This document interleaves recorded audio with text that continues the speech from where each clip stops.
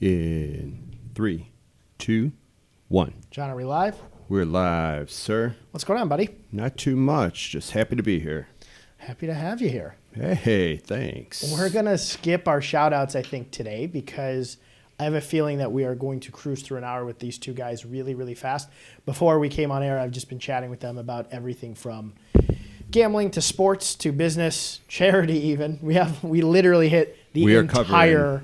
We are covering a lot of space. Entire stream here today. Yep. So I'm going to jump in with Frank first, and then we're going to jump in with Eric. Frank, thank you for coming on. He's the president and founder of USA Sports Gaming. I didn't butcher that, right? No, you got it right. Okay, we got Bet Indiana, Bet Chicago, Bet Colorado, and eventually Bet every single place in the We US hope so. Yeah, we're going to run out of states eventually. There's only 50 states, but we're going to try to get in all 50 of them. So tell me what you guys do with USA Sports Gaming. Yeah, so we started USA Sports Gaming a few years ago when it seemed as though the Supreme Court was going to repeal the law that made sports betting illegal. And the Supreme Court eventually did repeal that law. And as you know, New Jersey, Mississippi, a couple other states started to legalize sports betting. Our intention is to be a sports betting operator, which means we're the people who are taking the bets and paying the bets and generating revenue as a sports betting partner to the casinos. And in the last 6 months, we signed a deal with a casino in Indiana, so we'll be launching Bet Indiana. We're about to announce our partnership with a casino in Colorado, so we'll be announcing Bet Colorado very soon. Awesome. And then hopefully Illinois gets it together, and we do Bet Chicago, and then every other state, like you said. Very cool. So tell me how you got into this, because this is not the traditional, hey, I'm opening a business, or hey, I went to school to get an MBA and I just want to open something. This is unique and also very cool. Yeah, no, I agree. It's cool. I had no casino experience. I had no sports betting experience as an employee or an executive, but I just knew the space of sports betting.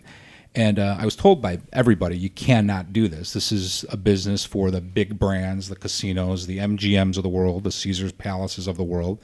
And somebody small like us wouldn't be able to compete. And I just completely objected to that. I didn't think that the casino gambler, the person who goes in and plays blackjack and craps, was the same profile as the sports bettor. I knew that the product was mobile. It was going to be something that you held in your hand. It wasn't about getting people to get on a bus or get in a car and go to a casino. It was about getting people to play on their mobile app. And I thought I could do that better than the casinos. Casinos are not good at marketing. They still send mail, and they use very old techniques to get old bettors into their casinos. We needed a young marketing program to get young people to download the app on their phone and bet sports that way. So I knew immediately I could do it better, or at least have a fighting chance against the bigger casino brands. Well, I think I agree with you, and I'm talking personally here. I like going to Vegas. I like going to casinos. I mean, I go to Rivers sometimes and lose every single time I go. But I'm gambling on blackjack, sometimes roulette, maybe craps. I'm bad at that too. Some of my friends who I know are watching, because I can see they're watching, know how bad I am at craps. But I don't sports gamble. I guess it's because I'm not the biggest sports fan outside of MMA or boxing or the sports that I watch, auto racing, which nobody. Does anybody bet on auto racing? Yeah, absolutely. They really do? Mm-hmm. Okay, so I don't, but that's probably something I would bet on. So I can definitely see that, and I can see how having it accessible to you, if you are somebody that gambles on sports on your phone, makes it easier. The simplest way to put it's easier, because the only time I would ever think of gambling to sports is I'd have to traditionally either go get a bookie, which I personally wouldn't trust because I don't know if it's backed or not, or I'd have to go to Vegas and go to a sports book, because locally we don't have a sports book. Is that correct?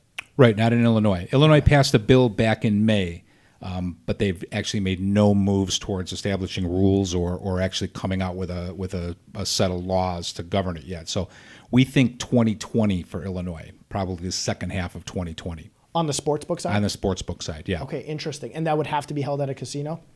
Yes, the way the Illinois law is written, you have to be partnered with a casino or a racetrack. Okay. And prior to doing this, obviously you have a passion for sports betting or understanding the, I guess, the numbers or the theories behind sports betting. What were you doing? I was in marketing. So I had a company called Red Elephant Marketing, and we sold print and promotional products and dabbled in database management and that kind of thing. So it was really that background that inspired me to get into sports betting, because I knew that Sports betting is a very equal product, meaning that if one sports book has Bears minus 7 points, they're all going to have Bears minus 7 points. So there's really not going to be that much difference between the different products out there. The difference and the way to measure success was going to be how many players can you acquire, which is what? Marketing. Right. So I thought my marketing background, and if I could build a team of good marketers, which I've done.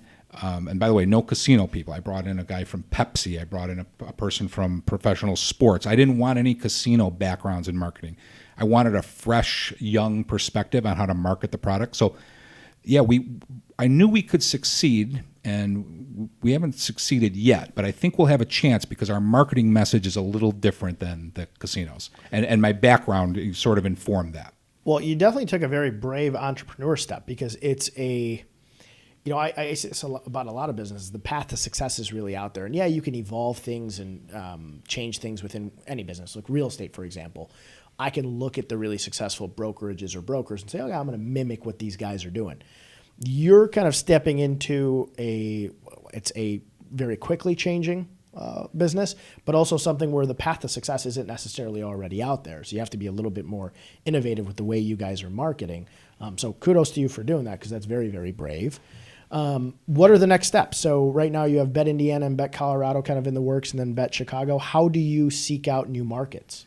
Yeah, so the way most markets work is you have to make a connection and form an agreement with a casino. So as a salesman, you need to go into those new states, find a casino, sit down with them, and convince them that instead of choosing FanDuel or DraftKings or one of the bigger named European companies, you have to get a casino to say yes to me, to Frank and USA Sports Gaming, which was obviously a huge challenge at first, especially on the first deal, because we had never done it before and we had no proven track record. So probably the best sale of my career was, is going to be these early days of convincing casinos. Now, we've developed a mobile product and an app that is as good as any out there, and we've got the funding. So right now we're shoulder to shoulder with I think the best companies out there.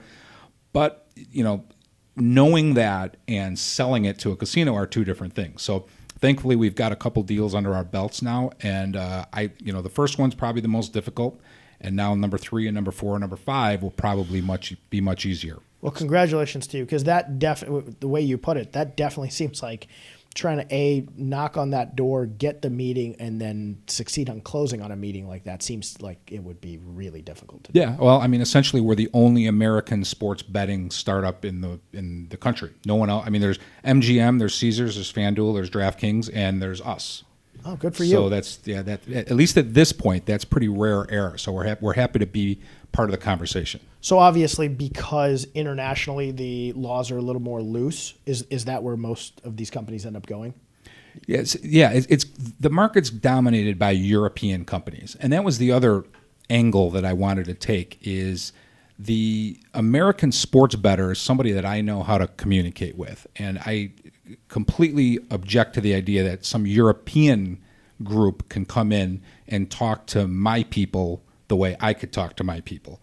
So I really was pissed a few times when I'd sit in seminars and when sports betting was first becoming legalized, and I'd have European sports betting people tell me that we're gonna educate you and we're gonna show you the right way to do it and the way that you guys do odds and the way you market to your customers is all wrong, and you silly Americans are going to soon learn the proper way to do it. So if I needed any fire or motivation to get this business up and running, I was saying don't come to a place like Chicago or the Midwest or Vegas for that matter and tell Americans how to do anything.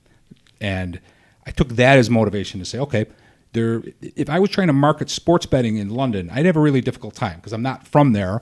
And marketing really is local, right? You need to get in the head of the customer and speak their language and sort of present the product in the way that they understand. So I'm not trying to speak negative against Europeans. I prefer to just say positively that we are from the Midwest. So marketing to people of Indiana is in our DNA. And we could speak to them in a certain way, and we call games. We don't call them matches. Right. And we know the way to operate a sports book in the way that people from around here understand. So I think that's going to be our advantage, is being a Indiana's hometown sports book or America's hometown sports book. I think that makes perfect sense. I mean, and again, not knocking European marketing, it's just very different. I think if you take a brand like Coke, even you take Coca-Cola, I'm presuming the marketing they put in place for the U.S. market is going to be different than the marketing they put into place for Europe, for Asia, for Australia, South America. I think it's probably going to change depending on your audience. So it's interesting to see how you guys are kind of leading the way now for the American side of sports betting. What's the biggest, I know this because I asked you off air already, but I don't know if everybody else knows this. What's the biggest sport in the U.S. and in the entire world? Well, in the USA, it's definitely NFL football. I think everybody probably knows that. But yeah, worldwide, it's much different. Soccer is the most popular betting sport in the world, globally, of course. And then tennis, they say, is number 2. So quite a different experience. I mean, it's sort of proving my point. If those are the two most popular betting sports in the world, they don't move the needle whatsoever in this particular market. So I feel like it's an advantage right off the bat to understand how important NCAA football is, and maybe hockey and baseball and those kind of things. So I'm not saying we're going to dominate by any means, and I'm not going to make any predictions about what we can do in the market. I will just say that I think we've got a fighter's chance in the sense that we have a clear understanding of what the people here like and what helps move the needle for them as far as sports betting products are concerned. Yeah, and just the difference in sports. Obviously, most people know soccer is kind of the biggest worldwide sport, but I had no idea that tennis was number 2 to soccer. I ignorantly would have thought, okay, Wimbledon might be a big betting event, but I would have never thought that throughout a day or a week or even the whole year, you would actually have enough tennis to bet on that would make that a popular betting sport. Nor would I have thought that people have enough knowledge about tennis players around the world that they'd be confident enough to actually bet on that. So that shocked me. Yeah, well, I mean, it is a very American thing. We sort of understand our borders, and you don't realize that there's 60 or 70 countries out there that support different tennis associations, and there's literally matches going on 24 hours a day throughout the world. So okay, after NFL, NCAA football, what's next in the U.S.? It's definitely NBA basketball, and that's a very fast-growing betting sport, especially amongst millennials. I don't see it. I mean, I'm an older guy, so I don't see the NBA basketball, especially in November or December, seems a little slow, a little boring to me. But again, I'm not the target market anymore. It is the younger people who like, the frantic pace of NBA and the fact that there's so many games on a nightly basis. And then March Madness for college basketball, at least for 3 weeks a year, surpasses the Super Bowl. That's bigger than the NFL Super Bowl. So, it's very seasonal. Depends on what time of year it is. We get slow in June, July, August during baseball season. I mean, baseball's popular, but not necessarily as a betting sport. So it's definitely NFL, college football, NBA, and then I'd say March Madness. Any gambling tips for us or anybody listening? No, I've always got the responsible gaming people kind of in my ear, and the best thing I just say is bankroll management. If you're going to budget $100 to bet, then bet $1. Bet 1% of what your bankroll is. If you have $50,000 to bet, then bet $500. But unless you lose 100 in a row, that'll keep you in pretty good shape if you just use a small percentage of your bankroll. And if your bankroll gets a little bigger, then stick with that 1% rule. If you turn 100 into 200, then bet $2. But don't overextend yourself. Yeah, don't bet the entire house on gambling one weekend. That's right. Easier said than done. And I know this because I have a couple friends, one who's watching, I know he's watching, who gambles on sports betting a lot. And he goes and starts to gamble on games that you or I or Eric or John might not even watch. And he's playing, I think it's odds, and he's doing his research leading up to these games. Do you find that that's a bigger market of, I don't want to say more successful gamblers because they might not be successful, but more consistent gamblers? Do they start to look outside of the Sunday night football games and start to gamble on games that you or I or John might not be gambling on? Yeah, I mean, the professional bettor, and there are some very good ones out there, they come in different shapes and sizes, but some of the most successful that I know, they're not even fans of the sport. I mean, they couldn't tell you who, one of them I was talking to said Andrew Luck from the Colts retired, and he said, I don't know who that is. And so you bet on NFL football for a living. You don't know who the quarterback of the Colts is. He goes, I only know numbers. So as you can imagine, he has a background as a trader, and he trades numbers. He doesn't care about football. He doesn't watch the games. He couldn't tell you a player on any team because he's not a fan. But what he understands is the difference between 3 and 3.5, and he knows how to position money on those markets in a way to be profitable without having the slightest interest or knowledge of football. Well, I think a lot of gambling comes down to probability. I mean, even when I play blackjack, you sometimes get a 20. You have to stand on that. And you see somebody who doesn't play the book, and they come over and they're like, well, I got to split these 10s. This looks like a good idea. And in their head, they're thinking it wins. But you have to play your odds against, obviously, the casino. And it drives me nuts, by the way, when I'm sitting there gambling blackjack and somebody comes in and just starts doing odd crap. Or they hit on a 16 because that's you who just does whatever. Yeah, for sure. But do you win? No, nobody wins, really. Why follow the rules? Yeah, I don't know. It drives me nuts when people don't, though. It drives me crazy.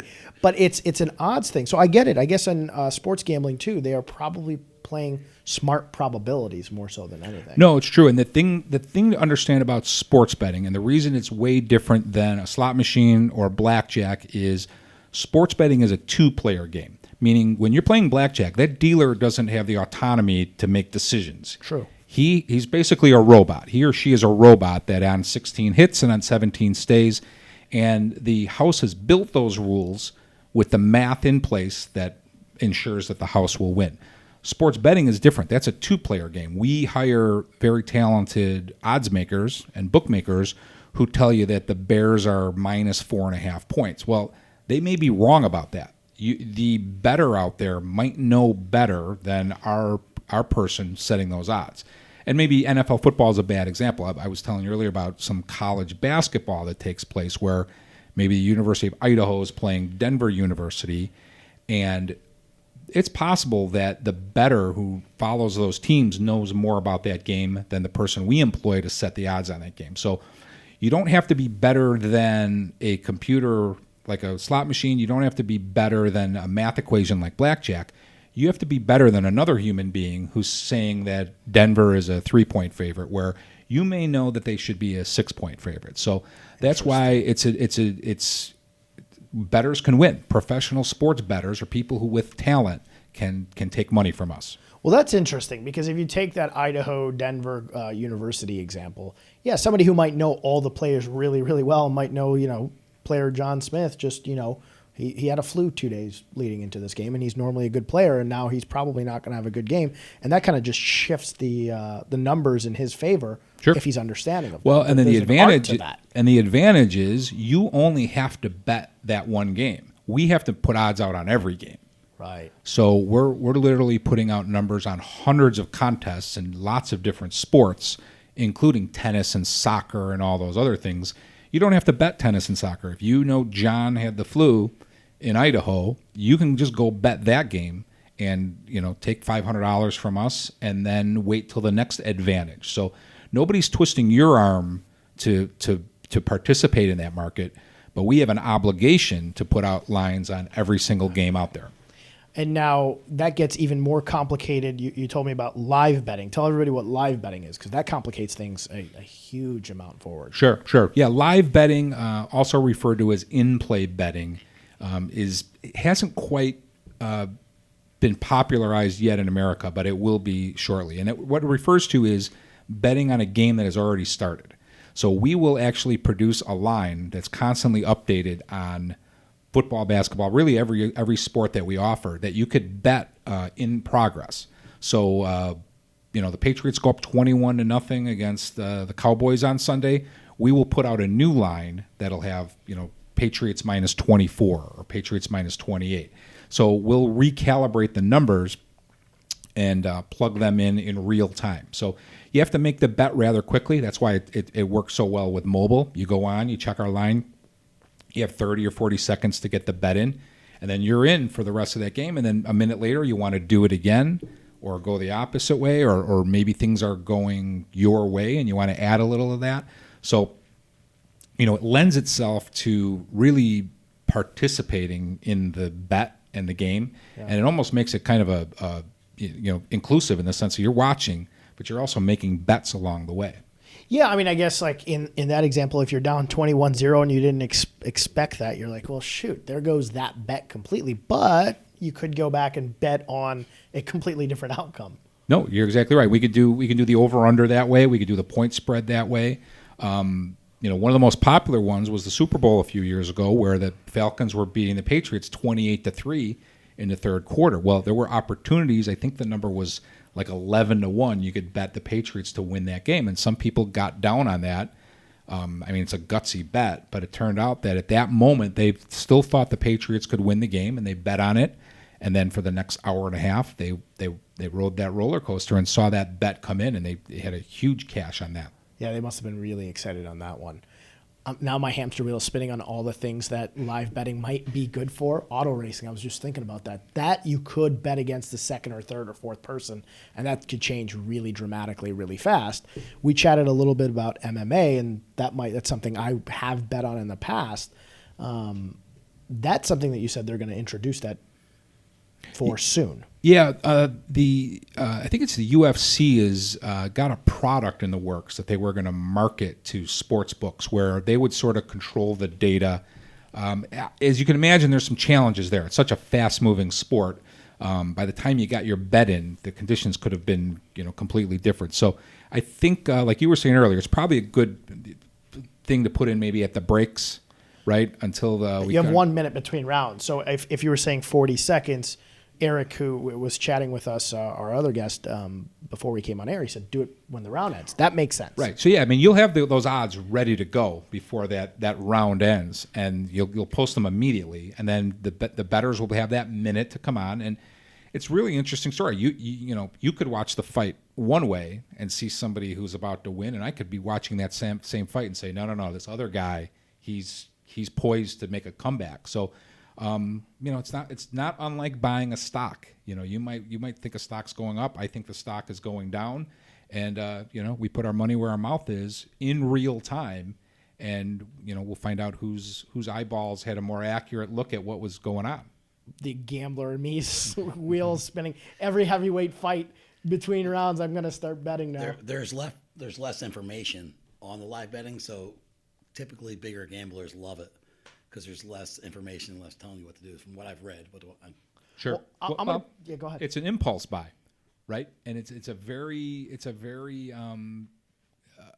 product where you get to be included. It's not just the two guys fighting. It's almost like you're in that fight as well. You're participating, you're putting your money in it, and you're making judgments on what you've seen. Yeah, listen, I'm not a big, like I said, I'm not a big sports watching guy. I don't watch football on Sundays. I watch the sports that I've been a part of. But when I bet on the Super Bowl, I'm like a kid in a candy store. I'm like into that game because I'm like, I got money on the line. This actually matters to me a little bit. I think this might be a good time to bring Eric on, and then we're going to do a little bit of a round table. Eric, John's looking at me. John, everything okay over there? Yeah. All right, cool. Eric Bayless, he's the founder of the Big Onion Hospitality Group. He is also the co-founder of a charity called Never Had a Bad Day. And you're a return guest, so I always appreciate people coming back on to share more of their stories and then also show us love again. So thanks for coming on. Of course. Thank you. Tell me about what's going on with Big Onion. You guys have new restaurants coming up. Tell me about Never Had a Bad Day. Tell me about everything. Yeah, so basically, Big Onion Tavern Group is what was founded. I actually joined that about 10 years ago. And since I've taken it over, we kind of made a decision with the directors and the top managers to kind of focus more on food. So we changed our name to Big Onion Hospitality, which mainly just was showing our emphasis that we're going to put a lot of money behind this. We're going to change a lot of our social media. We're going to change everything because we're really into food. It's really what we're doing now. Awesome. And you guys have Center Street, Chicago. Center Street Kitchen. Center Street Kitchen. Tell me about that. So Center Street Kitchen is our first true restaurant, if you will, where we really focus on the food first. That kind of developed from restaurants it's really a tough industry right now. Yeah. So just with everything going on and the margins becoming smaller and smaller and smaller, that I really felt that we have to do something different.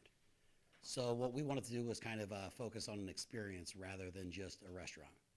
So one, I mean, we really think that we're almost at the level of a Michelin star. Our food is that good, so we hit the restaurant and the service points and all that, which we've always done. But more importantly, we have a give back feature. So what we wanted to do is really, I guess rolling it back was I was at Thanksgiving dinner with my wife's family, and cousin John kind of sat back and said, let's go around the table and everyone tell something that you're appreciative of. And which is how society's going, and with just how the world is and with all the negativity. It was really something that kind of sparked my interest. It was really cool because I think there's 13 people at the table, and I might have been number 11, so I waited till it got to me. Yeah.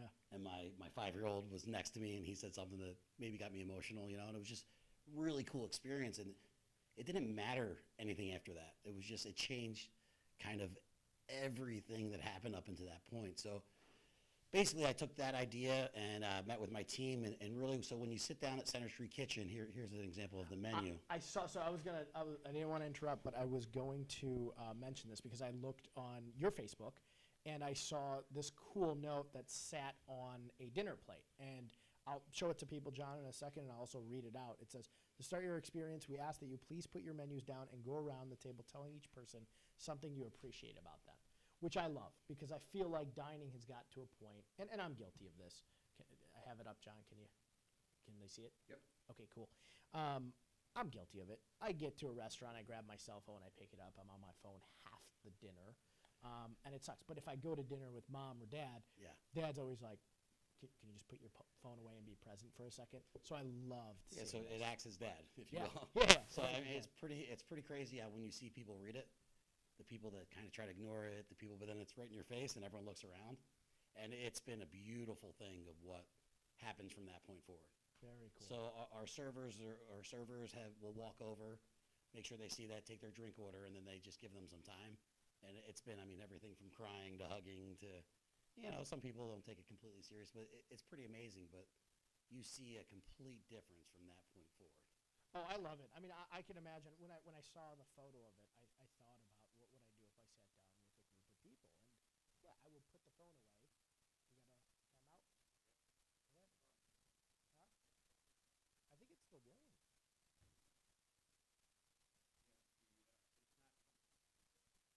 Okay. Yeah, we'll just keep going, and once it works, it's all recorded, so we can then put it up on YouTube. I thought about like what the heck would I do if I saw this? And I said I would put my phone away immediately, and I would go around the table and see what other people. Yeah, pretty neat. Yeah, so it's kind of crazy. I mean, the people that are more outgoing, the people that are more like myself, if you will, they probably get more out of it. Yeah. Than the quiet part because they stop and shut up for a second, right? and they sit around and you actually, and I think that's a big problem. You know, complain about politics, complain about everything, but at the end of the day, I mean, it's really look in the mirror and like life's not that bad, right? Yeah. And what are your best moments and memories? I mean, I read your Facebook last night, Yeah. and you sat back and reflected, right? Yeah. It's if you just sit down, and if you did this every few hours, which none of us will do, right? It's crazy. You would actually appreciate. You would always be positive. I 100% agree. I mean, yesterday was a reflective day for me. I actually didn't even know it was 10. It was 10 years since I opened my law firm to the day, and I didn't know it until I went to the remind me on Facebook thing, and I scrolled down. And I said, "Heck, it's been 10 years. It's been a decade," and I reflected back on how many people have done such incredible things to get me to where I was. I mean, it was the first guy to let me rent a little bit of office space. You know, Mr. Camelli, thank you. He's a Facebook friend, sometimes watches. You know, rented a little office space for close to nothing because he wanted to help me out and he had a bigger law firm. You know, going forward to everybody that's kind of touched me along the way. But you're most appreciative when you reflect back on things, and this is awesome. And what a great way to start your meal with people. In the idea of breaking bread with somebody or spending time at dinner with somebody, I think is really, really important. And what a great way to start that process by reading this. Yeah, it's a lot deeper than even that. It's a matter of you think about all the best memories you've had in your whole life. They've all been planned. Yeah. They've all, you took time. I even go as far as saying the key of every relationship is taking decisions out of the other person's hands. Like, I mean, I think I'm becoming a pretty good husband. I have the best wife ever, but if I stopped and pulled over, all of us, if we stopped and pulled over right before we got home and thought about what we would do and take all the decisions out of our significant other's hands. Better example, you're going on a date with someone. You and I sat here and we planned every single point of it, from what she's going to wear to where we're going to go to where we're going to sit to every single plan. And if you ask her out on a date, if she doesn't ask you what to wear, don't tell her, right? But as soon as she doesn't have a decision, I mean, that's what a relationship is. It's really taking time to love them when they're not there, right? And I think that's something that this really kind of just focuses on. And it's actually been really cool. It's actually been probably a lot more powerful than what I thought it would be prior to opening. You have a shout out, Luke and Mickey watching Hi Daddy. Awesome. Yeah, you got They're the people best. watching. Mickey's probably not watching. Yeah, these threes. Yeah. Hey, he might be watching. He can see you. Mickey probably thumbs down. Give me. So obviously this was a little bit of a different endeavor than what you were doing before. Enjoying it? Loving it. Loving it. Loving it. It's also the other whole side of it is the giving back. So I'm very thankful for us having the Big Onion Hospitality and kind of the whole group and the whole upper level management, and actually all the even hourly employees, that we become successful enough that we could do something like this. So it's really kind of awesome. It's two-pronged, which, go ahead if you were going to. No, go ahead. Yeah, it's two-pronged, which we have a give back feature as well. And the give back feature is really basically all of our walls are white. And going back to the point, like, we don't realize how awesome our lives are, and we're negative. You think about how much time you spend a day, even myself, I'm not saying I'm perfect, how much time you look at Facebook and you just get caught watching other people's arguments, or them arguing with each other about, like, especially right now. yeah, right, with strangers and talking about politics. They don't even know what they're talking about. Yeah. They read an article, and if they think pro this, then they've already decided what they're thinking before they read the article. Yeah, all of us, right? It's yeah. it's nuts, right? You have a lot of preconceived thoughts when it comes to politics and government. Correct. How many times have you read an article and been like, "Oh, that changed my mind"? Yeah. Never anymore. Yeah. I mean, well, there's also a lot of clickbait and a lot of BS that's written. Correct. So basically, the give back feature starts with all the walls are all white, and for $100 suggested donation, so whatever you can really afford, the non-for-profit we've started, Never Had a Bad Day. Basically, the money goes directly there. You can get the name of someone that has either fought cancer, is fighting cancer, or has passed away from their fight. And it's pretty amazing. You get their name, you can get the type of cancer they had, maybe a little message, anything.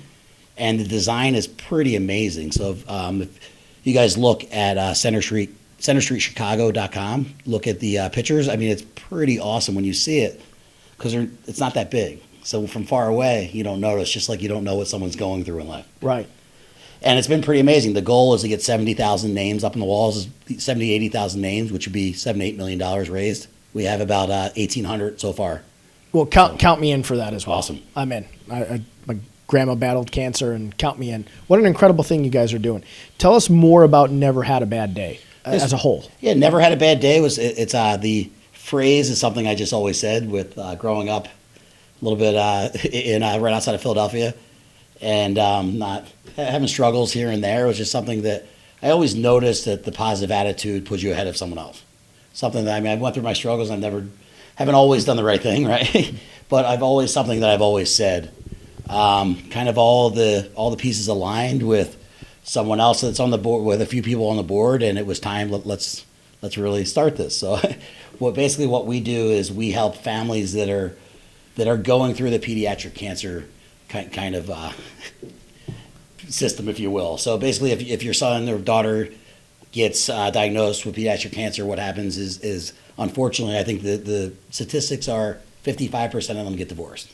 Wow. Well, that's a shame. Over 50%, one of them loses their income. And basically what happens is there's a lot of money you can put into research and everything, but the people going through it right now, their lives are just, they need help. So what we do is Never Had a Bad Day. We help these families with everyday struggles like their mortgage or car payments or even parking, anything like that. And our mission is to help one person every day for the year, so 365 days a year. So, well, incredible. Thank you. That's I've had you on before. We obviously know each other now. Yeah. Your positivity is infectious, and taking all of your success and now working on something that I know you're very passionate about, but also spread such an awesome message. You walked in here today, said, "How you doing?" And you said, "I've never had a bad day."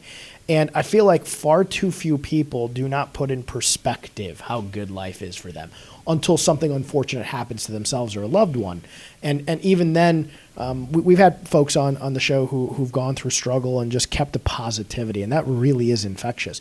We had a guest on one time that told me a fact, and he said, if you can afford to buy 1 cup of coffee a day, set aside this, we're in the 1%, 99%. You are in the 1% of the most privileged people in the world, if you count everybody throughout the world. And I think people don't, and set aside being sick or not sick, and if you're healthy, the moment your health goes away, perspective settles in really, really fast. I have family members dealing with health issues, and their perspective change, even positive people's perspective changes very, very quickly. But I think people need to step back for a second, have that mindset of, I've never had a bad day, and keep perspective. And the thing that I struggle with is that when I started doing that, I would just like people to see how awesome it is. It's not for, like, it's an addiction. And we talk about, I love to gamble. I love to do things. I have an addictive personality, but giving back and helping others, like, it's awesome. Yeah. It's actually the best addiction I've ever had. And that's what, I mean, it makes you feel good and doing things. And it's what life's about. Because, and like, just like you said, it's, why do you wait to go to a funeral, right, to forgive them or do this? Like, that's bullshit. Or why do you wait to sit down to have dinner before you become appreciative? Exactly. And it's like, and then life's not that bad. I remember after I opened Center Street, I called a buddy of mine, Keith, that hopefully is listening, and I called him and said, one of my only friends that had a falling out. I called him and said, you know what? Look in the mirror, and I apologize. I'm actually going to see him in December. And my dad, I never knew him my whole life. My wife said, I mean, their kids want a grandfather, you know. I called him, gave him a chance, you know, and guess what? So when I die, I'm not going to have that. Yeah. And it's awesome. People don't realize it's really, really cool to do the right thing. Well, good for you. You got another shout out from a good friend of the show, Lauren Stunning. He said, love the positivity. Makes all the difference. An optimist and a pessimist can have identical lives, but will have very different things to say about it on their deathbed. Love Eric's message, inspirational. Mahalo from Hawaii. He's always on vacation, so he's in Hawaii. he enjoys life a lot, too. Thank you, Lawrence. Thanks for watching from sunny Hawaii. Bring us back some warm weather. Awesome. Outside of obviously coming to your restaurant, which everybody should do, and donating there, how else can somebody donate to Never Had a Bad Day? I think right now, I mean, financially, we actually have a pretty good residual system going on. And I know it sounds crazy. Like, of course, if you want to give your money to us, I mean, nhbd.org. But what I would want is an email. Okay. I want an email because, I have a buddy that he's a very wealthy guy, and he used to always just write checks. And finally, in the last couple of months, he did something amazing. I won't get completely into it. And we introduced him to the people it was helping, and now he's addicted. Right now, like I want to show people the addiction of actually giving and helping people because it's cooler than everything else. And it will, that right there is what's going to stop. People aren't just going to listen to this and say, okay, I'll be positive tomorrow. Right. They're probably complaining right now about the weather. They're complaining about everything. You may have changed one or two people's days into more positivity, I think. Well, that's it. It was just try. I gave this challenge we did a fundraiser 2 weeks ago, and I kind of made the challenge. I'm like, it's very difficult, but for 1 week, just try to just be positive. Even start with a day and keep going. Like, and it was right before it was going to snow or something like that. And I'm like, tomorrow morning you're going to wake up and bitch at that, but it's probably your fault that you live here, right? It's ultimately. Yeah, ultimately. You're stuck here now, but whatever. Right? Could move to Vegas. Yeah, like your boss stinks, but guess what? You have to just be positive with every single thing and see how your day goes. And it's pretty nuts. I mean, once you start seeing it, you'll start laughing. So when you say send an email, what do you mean by that? Send an email. There is a nhbd.org. Okay. There you can click on the link there to contact us that way, or myself. It's ebaylis BEBAYLIS @nhbd.org. Either way, send an email. Tell us that you want to get involved. Okay. I mean, we have all kinds of opportunities to get involved. We have all types of different ways. Just what we really would like is people's time. Because right now, that's the biggest struggle. It's very hard to run an organization. I run a bunch of businesses, but when it's all volunteer and you are not paying them, it's a little bit more difficult. Yeah. So that's really what we want. Like, take time out of your day, which is the most important thing, to actually, we have plenty of things to do, to say that you actually really want to make a difference rather than just writing it on your Facebook saying, I want to be a good person. Yeah. Okay. Well, people who are listening, you got a Hey Baylis from Brad Fox too. You're a popular guy. I'm going to send you an email, and count me in for that. I want to stop by and check the place Please out do, and have yes, the food yeah. to begin with. Where exactly is it located for people listening? We're right on Webster and Magnolia. It's about a block east of Clybourne. Okay. Right in Lincoln Park. So great location, just an awesome neighborhood location, right next to Oscar Mayer Elementary School. And how many establishments total in Big Onion now? We have 10 total. So Holy smokes, you are a busy guy. yeah, we enjoy it though. That's the thing with you, and I can tell you're positive. Obviously, that this is not something that you're doing just to do it. You have a real passion for it, but you got a family. You run 10 different locations. You got a charity.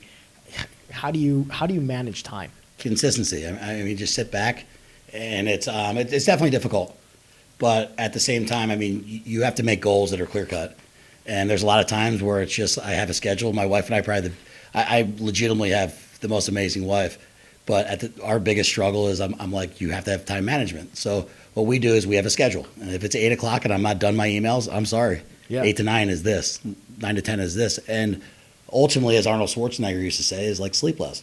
Yeah, sleep less. Sleep That's less. one of my Like, favorite. sleep faster. Sleep faster. Yeah, I don't know if I don't know. It's just sleep. I get anxiety when I sleep, so I sleep a very limited amount of time. But How many hours? typically like 3. Holy smokes. Yeah, I mean, just typically, I mean, average probably 2.5 to 3, but sometimes I'll sleep 4 or 5. But at the same time, think about how many more hours I have than you do. You sleep really fast because I'm I like a sleep 6 really hours. fast. I'm Yeah. a 6 hours. I'm really good at it though. Yeah. So I used to personal train in college a sleep doctor, and oddly enough, he used to tell us that 3, 6, 9 hour time, like basically every 3 hours. I don't know if there's any truth to this, but he's a doctor, so I'll take him take him for his word. He knows more than I do. You cycle through sleep cycles typically, like that's about the time you cycle through. And if you're going to sleep 4, sleep 3. If you're going to sleep 5, sleep 6, because you wake up more fresh after 3. I have no idea if that actually works. But now that you said 3 hours, you're just basically like that. I think kids should sleep a lot, and I think as you're older, you do a lot less, and you're kind of just sitting there. So if I'm going to die sooner, well, at least I have more hours awake now. Logic, I don't know. I'm not a doctor. I never graduated college, so they know more than me for sure. But it seems like you're getting by fine. It was more to answer that question. Guy. Yeah. You're a high energy guy. Yeah, and how can I be? I mean, it's just, how can everyone be? Are you still doing the wrestling? The I coaching am, wrestling? yes. I'm coaching the Maine South Theater program, which is awesome. I mean, as you know, as a wrestling background, wrestling kind of got me to where I am in life. Just the one-on-one aspect of it, refusing to lose, and just like kind of going after it. So I'll always be a part of that community. That's probably my number one thing other than my family. I mean, that's definitely probably my biggest passion is just showing those kids that no matter what level they're on in life, it's kind of just work harder and you can be the best. Frank, is there, and I'm going to bring Frank in, we'll do a Yeah. little bit of a roundtable. By the way, we got on one side of the table this saint who's giving back to families with pediatric cancer struggles. And that, we're going to ask me more questions about making my fortune in Bulgarian tennis, booking bets. I mean, I'm happy to talk about that. If it makes you feel any better, as I was saying that, I just put a bet in. So All right, perfect. All right, good. You got a perfect customer here. And you were in the market of giving people drinks, and now you're giving back. Correct. I think you guys are going to kill it on the gambling side, and then all that giving back from all that money that you make.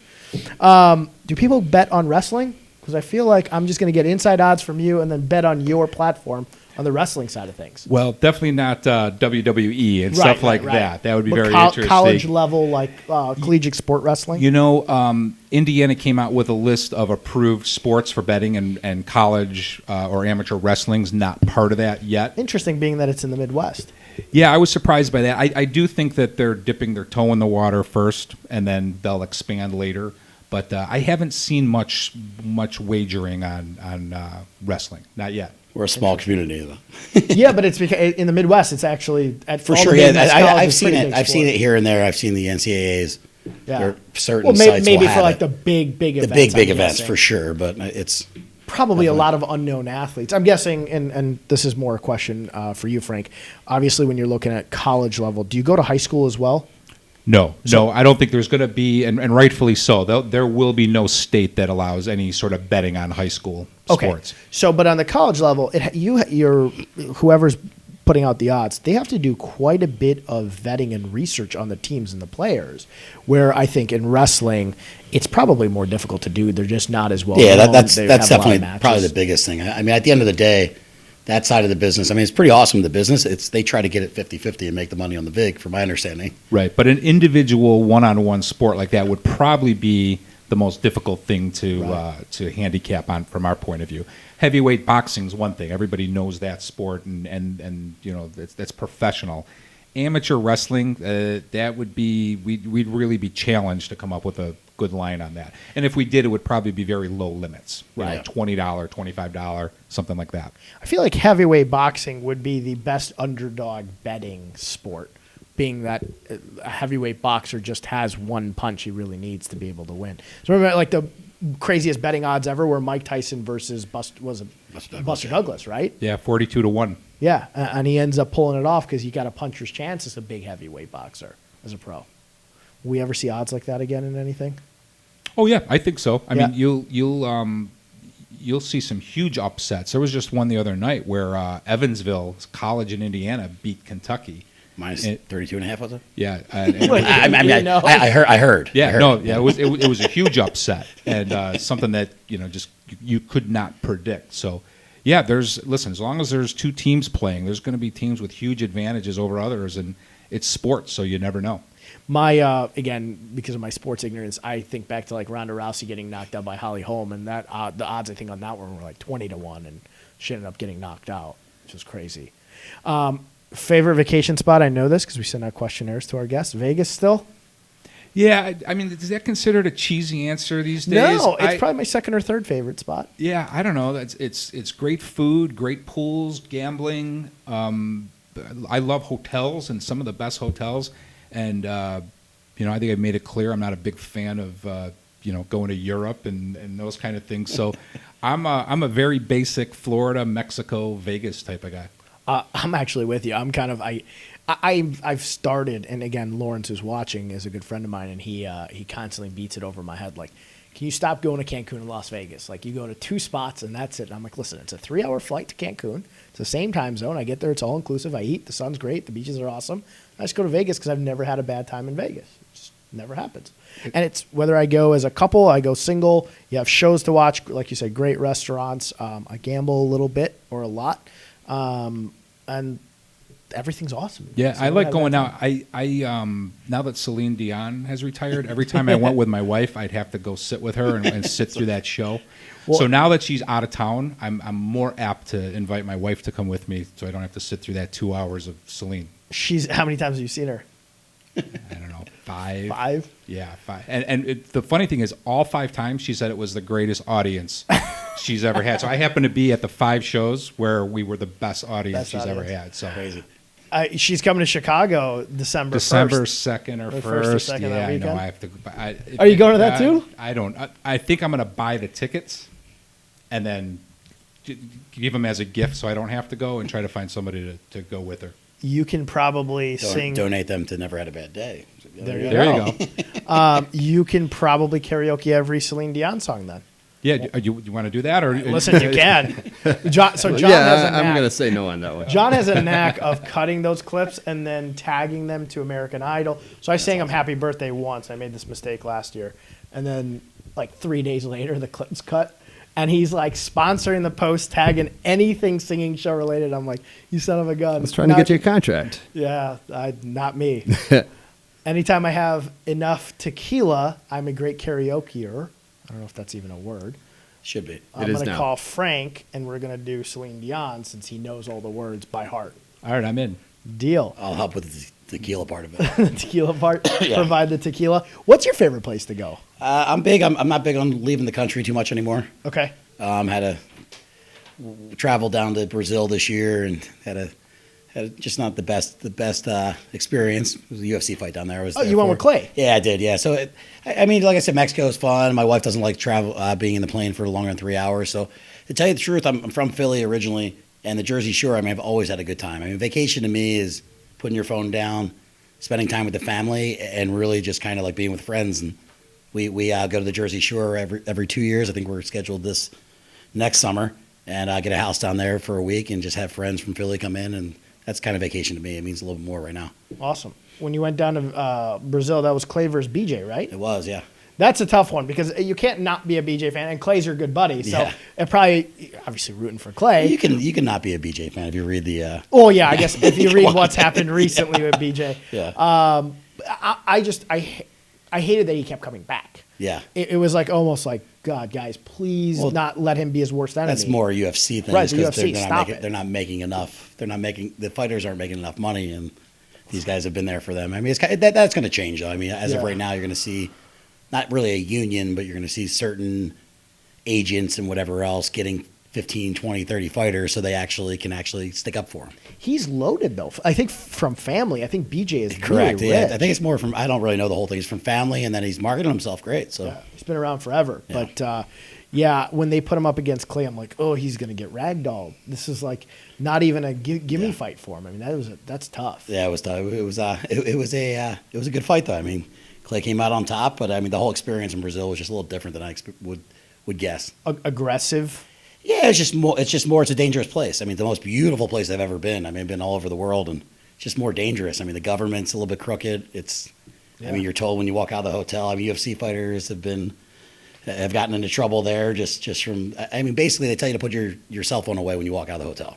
Interesting. Because I mean, the poverty in there. I mean, that to them, that cell phone is worth more than they make in a year. So it just wasn't for such a beautiful place. It's just sad that it's really that dangerous. You got to just be careful the whole time. So other than that, I mean, it's just beautiful city. I mean, the UFC did a great job down there. So I mean, the fights were great.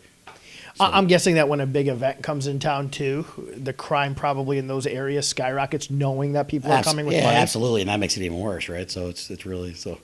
Back to vacation spots, it wouldn't be. It's the same thing. I mean, just like Mexico used to be.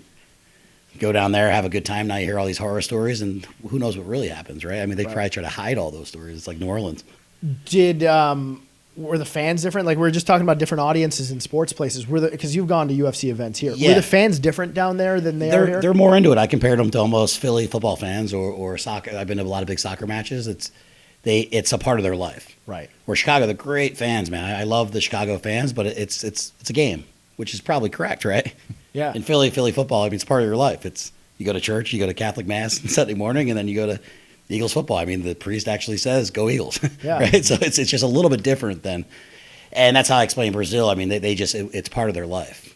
So it's definitely, I mean, their chants. I mean, it's pretty intense. So it was really cool. Yeah, it's interesting. I mean, we talked a little bit again with Frank about knowing the market, and yeah, with sports, it changes. And you're talking about even in the United States, like the market changes a little bit, let alone leaving the U.S. and going out of the U.S. into like Mexico. They had the UFC fight in Mexico where they called it with the eye poke with Yair Rodriguez. Yeah. Everyone's throwing shit in the octagon. I mean, it's Like, nuts, that doesn't yeah. happen in the Not U.S. at all. So I mean, just the price points, everything. Like as you explained earlier, the marketing is just completely different. What people want, and it's why back to everything. It's why you can't really compare yourself to other people because you don't really know what they've been through and you don't know how they think. Yeah. So No more Brazil UFC fight nights for you. no, I think I'm gonna pass. Yeah, I think I'm gonna pass the next one. Clay, got any fights coming up?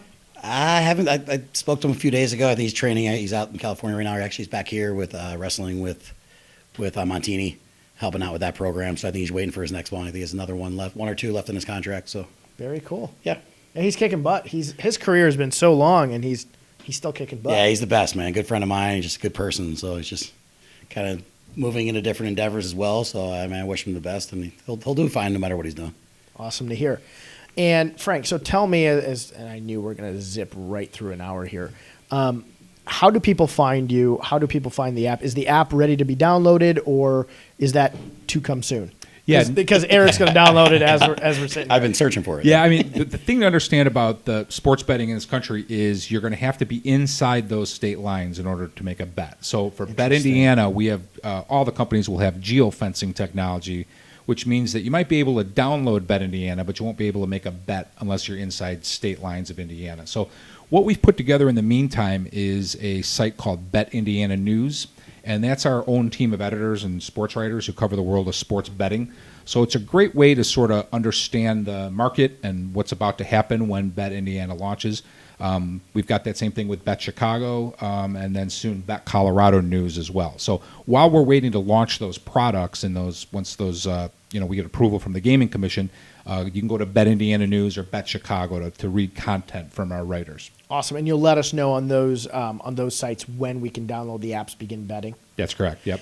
And the app side of that crazy geotagging of where you can't be out of the state, you guys probably have to have also how quickly everything updates. You guys have to have spent a ton of energy, time, and funds to get apps that are actually user UX friendly, and for those that don't know what that is, user experience friendly, but also effective. That's a big undertaking. Yeah, there's a couple good providers out there. So when it comes to payment processing and geolocation services, things like that, there's a couple very, very reputable brands in the industry. So we outsource a lot of that work to them. But yeah, you're hitting on something. We are, and it kind of goes back to my casino versus mobile argument, we really are selling a technology product. It's that more than anything. Yes, it's gambling, but it really has to be an app that's user friendly and workable, and you know is something that the consumer is going to want to play with on a daily basis.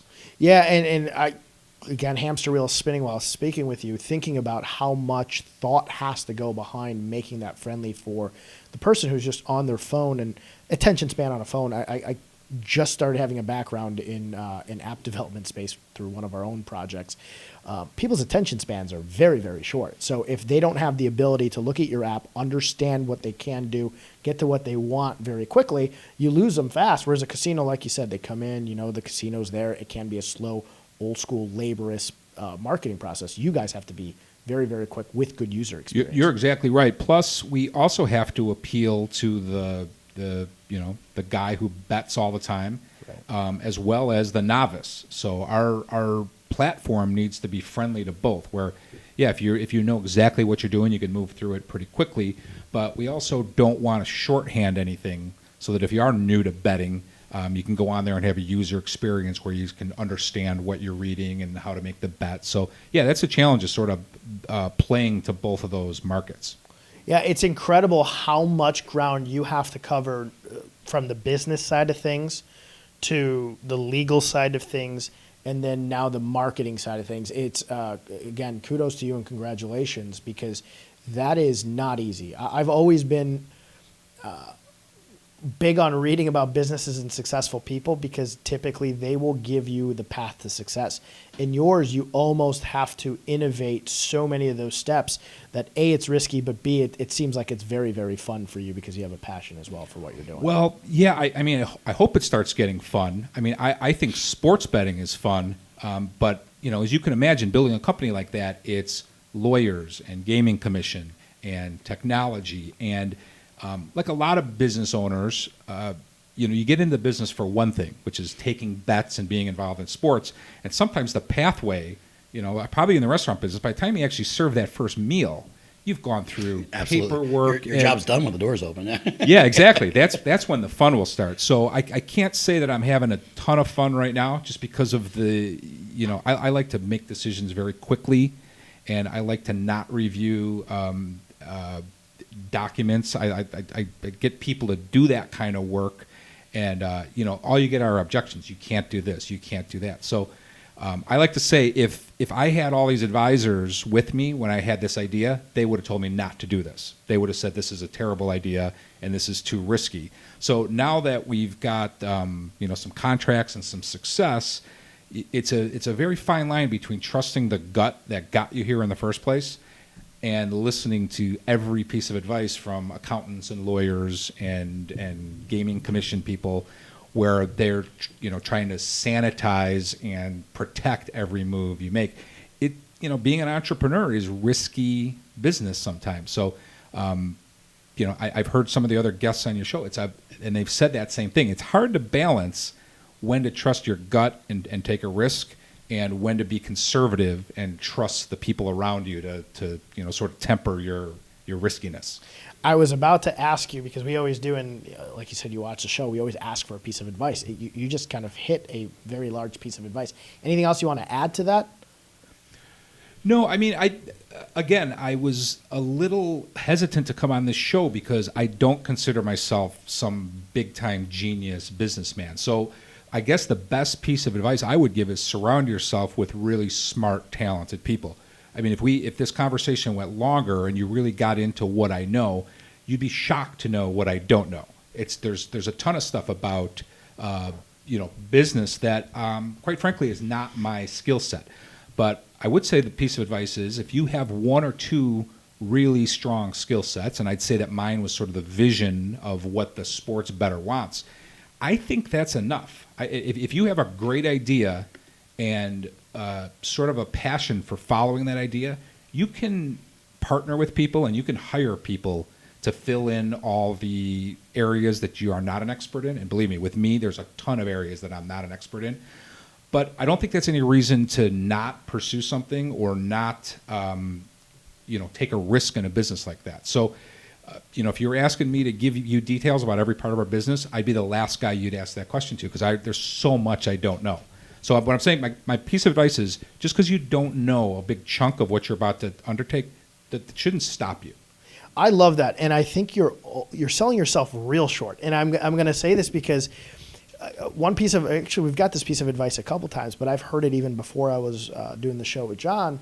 Was know what you know what you don't know, let the chef do the cooking, and don't think that you know everything. And I think one of the largest downfalls for some entrepreneurs are they think they know everything, and they set out with this mindset of I'm so close to the idea, and I also believe I'm right 100% of the time. And then eventually it's a rude awakening, but it's refreshing to hear it from you. I think you're a very good business person. B, an entrepreneur by definition, but also C, it's refreshing to hear from you that you have that mindset of, listen, I just don't know some stuff. I say that all the time. I suck at a lot of things, but I'm going to go ahead and find the people who are really good at the things I suck at and then bring them on the team, because if I think that I'm good at everything, I'm going to fail. There's going to be places where I have holes I need to plug, and it seems like you're already doing that. So I hope that when you are very, very successful, you come back on the show again and be a second-time guest like Eric has been.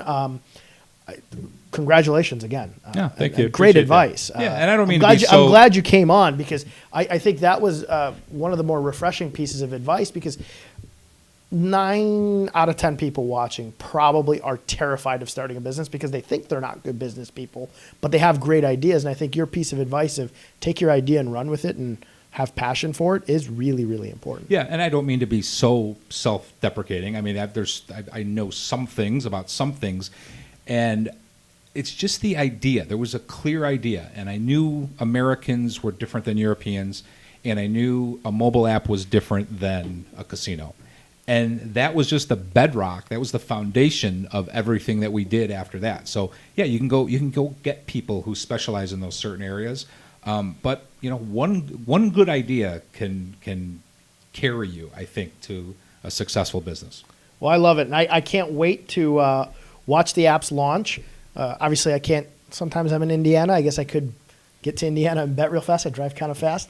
But when Bet Chicago launches, I will be dabbling in the MMA, maybe auto racing, now that I know you guys do that. And sometimes I'll give Eric a call and take some gambling tips from this guy. Probably a good idea. Eric, thank you as well for coming on. You've always given us a lot of good advice for listeners, but you can repeat what you said last time. Give us something new, whatever. Just to build off of what you said, I mean, your big thing, I mean, I love hearing that. It's be aware of your insecurities. We're all insecure. Yeah. It's okay. But, I mean, fail a lot. I mean, I fail more than anyone, right? I mean, I fail all the time, but it's all right. It's really life isn't that bad when you fail. And it's crazy to me because I don't consider myself the smartest person, the most talented, but I'm not going to lose at anything. I'm going to work harder and fail and fail and fail. And it's crazy that I see these smart, intelligent people that are afraid to take a chance. Yeah. It's like if you fail, it's not that bad. It's really not that bad. And guess what? Look in the mirror. How do you become better? Because your insecurities, all of us have them. Yeah. Every single person has them. I think if you're not failing, you're probably not trying hard enough. I say this all the time. If you haven't failed, you have not tried hard enough. Yeah, I'll end with, I mean, everyone listening, think of their biggest success, right? Their biggest success. It was hard. Yeah. They didn't think they could do it. They had to sacrifice something else. But they had a clear-cut expectation, whether it's graduating college, whether it was whatever it was, right? Well, then do it. Just keep doing it. And it's from the little kids' books that you read, the Little Train That Could, it works. Yeah. All the quotes that people write on Facebook, they don't do them, but they're all right. Sure. So, I mean, that's it. It's just do it, and it's be positive, and life isn't that bad. And it's the idea of I take this from Tommy Choi, and I always give him a shout out for this because I listened to him one time at he was giving a speech, and he said, "Fail forward. If you're gonna fail, Yeah. fail, learn from it, and then move forward from it. Don't fail backwards, and then let that stop you from what you're doing." And you had said it earlier in the show. You said just be consistent, which I love too. You know, consistent hard work and not stopping at failures. Eventually, you will be successful. And to point on that, I mean, something I say all the time, fail forward. It's like, don't believe in a fallback plan. I mean, I like that. It doesn't make any sense. I mean, with anything, I it's like just that. you're already, people don't realize what they're gaining in experience and everything while they're doing it. The same reason why when you sit down at Center Street Kitchen, we make you stop it. You don't realize how awesome your friends are. You don't realize how great this experience is. What I'm learning, what I learned from you. But like people don't realize that. If you start learning that, it's not that bad, and life isn't that bad. Instead, people consume themselves with the other side. Just stop, right? Just stop. I'm gonna reread this again because I don't know if we were having a little bit of audio We were. problems when I was actually reading this. And John, if you have any questions, I don't want to cut you off either. I always forget to ask John to ask questions, and I feel like a jerk. But when you go to Center Street, is this at every table when you sit Correct. down at Center Street? There's going to be something on your plate that says, "To start your experience, we ask that you please put your menus down, go around the table telling each person something you appreciate about them." I think it's one of the most powerful things I've ever seen at a restaurant. What you guys are doing with the charity aspect and the giving back at the restaurant, I think, is unbelievable. I ask anybody listening to please check it out. Yeah, check it out and become a part of it. So Yeah, it's congratulations on exciting. Thank that. you. Thanks for having me on. I love that you guys are not just continuing your success, but again, with Never Had a Bad Day, giving back constantly. I'm inspired by you every time you come on. I'm inspired by looking at your Facebook, and I appreciate you taking the time to come back and chat you. with us. And you sleep faster than everybody Yeah. I know. John, got anything for us, buddy? No, we're all good. Thanks again to our guests. That was a lot of fun. We hit, like we said, basically everything from gambling to restaurants to success, business, charity, everything in between. So thank you guys. Frank, can't wait to see you back on. Good luck. Congratulations. And Eric, thanks again, buddy. Thank you. Yeah, thank you. Next week is the Wednesday before Thanksgiving, so we are not going to be on air. We're going to take a week off, so we'll be back in 2 weeks, which is already December, which is insane, at 3 o'clock Central. Check us out later tonight, though, on the Off Market Show. John and I are going to be live at 7 o'clock on Facebook, so check us out at 7. And that's it. In 3, 2, 1. Thank you, guys.